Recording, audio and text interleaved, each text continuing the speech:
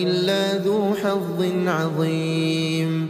وإما ينزغنك من الشيطان نزغ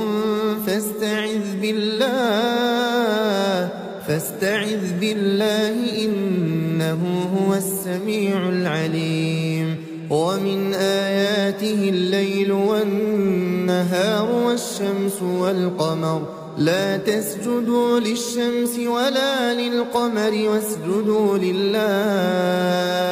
واسجدوا لله الذي خلقهن إن كنتم إياه تعبدون.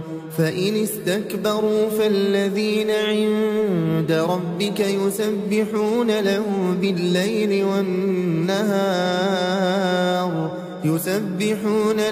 بالليل والنهار وهم لا يسأمون. ومن آياته أنك ترى الأرض خاشعة فإذا أنزلنا عليها الماء اهتزت وربت إن الذي أحياها لمحيي الموتى إنه على كل شيء قدير.